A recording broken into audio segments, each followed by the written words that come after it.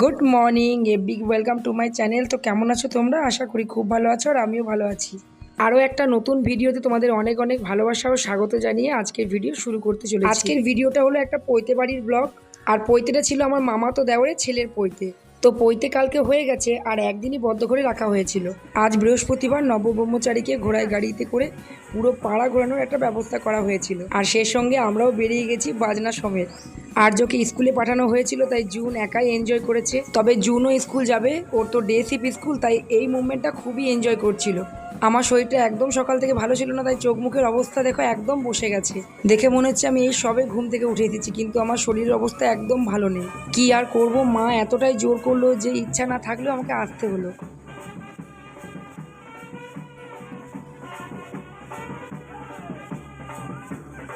এমন কোনো দিন হয়নি নিজেদের বাড়ির কোনো অনুষ্ঠানে বাজনা হয়েছে অথচ নাচলাম না।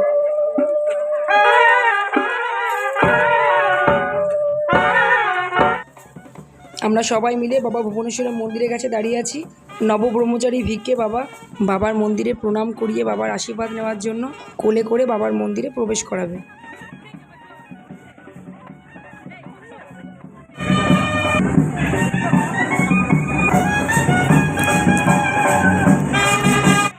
কালকে আমাদের বিষ্ণু ব্রহ্মচারী হয়েছে, আর আজ বাবার আশীর্বাদ নেবে, যেটা ছাড়া কোনো ভালো কাজ তো সম্পূর্ণই হয় না।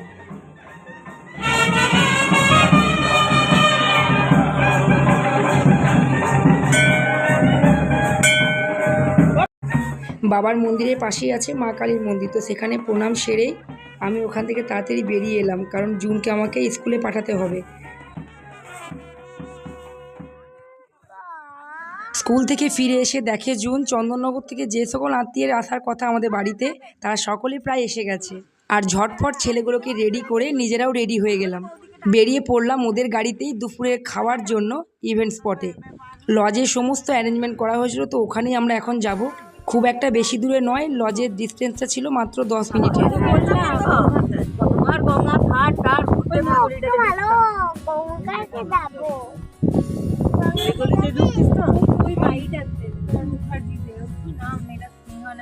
এই স্কুলটা সাদা নীল ছিল না, ছানি পড়বে। এসে গেছি।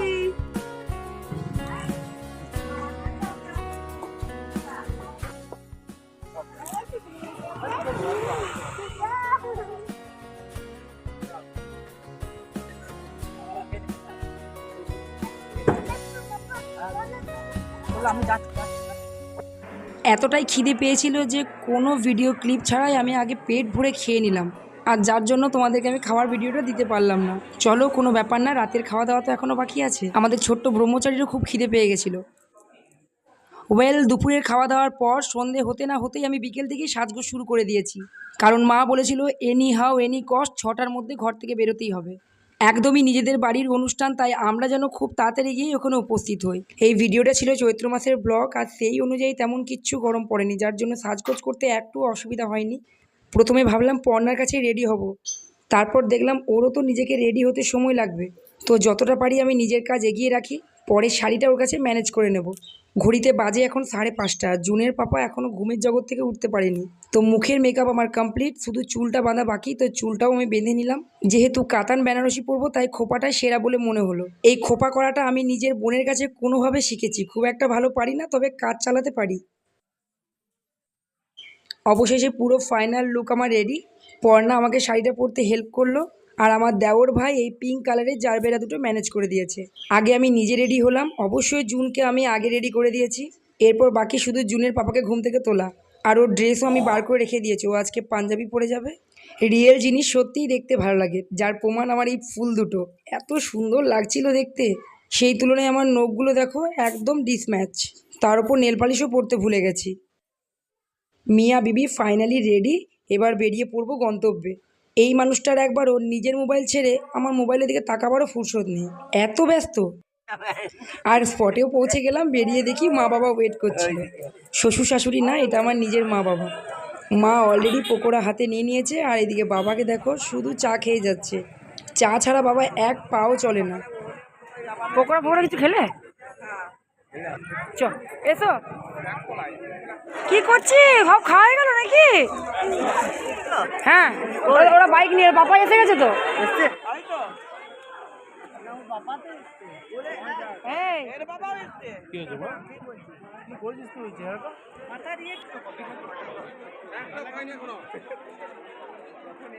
প্রথমে ফুচকা, তারপরে দই বড়া, দুটোতেই ছিল ফাটাফাটি ভিড়। দু জায়গাতেই চান্স পাওয়ার কোনো রকম চান্স ছিল না। দুটো ক্ষেত্রেই সাময়িক সময়ের জন্য আশা ত্যাগ করে গেলাম যেখানে বিষ্ণুকে বসানো হয়েছিল। বাবারে বিষ্ণু, তুই তো একবারে পুরো বর সেজেছিস। বউ কই রে? পাশে মাকে নিয়ে, আর বউ হলে ব্যাস পুরো ফুলফিল হয়ে যেত। অনলাইনে এটা এখন থাকবে কয়েকদিন হাতে, এটা খেলার পেয়ে গেল জিনিস। সবাইকে ভয় দেখাবি, বিশেষ করে পাকা মাকে।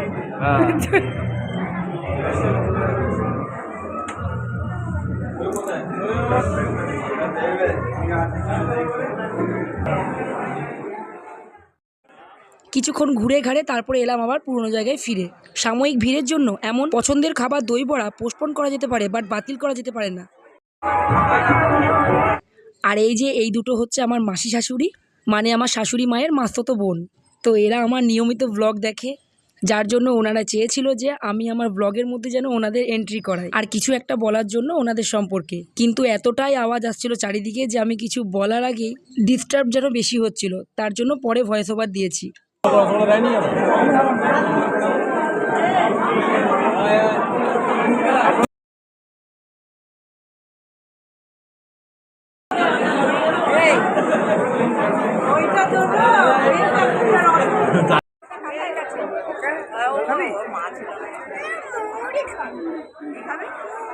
মৌরি দেয়নি, হাত মোলা দিয়েছে।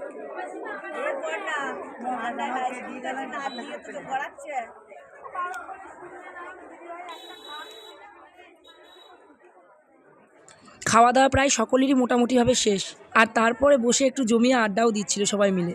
দুই মা, মানে আমার মা আর শাশুড়ি মা, ইনফ্যাক্ট সোমনাথের ভিক্ষে মাও ছিল, ইনি হলেন সোমনাথের ভিক্ষে মা।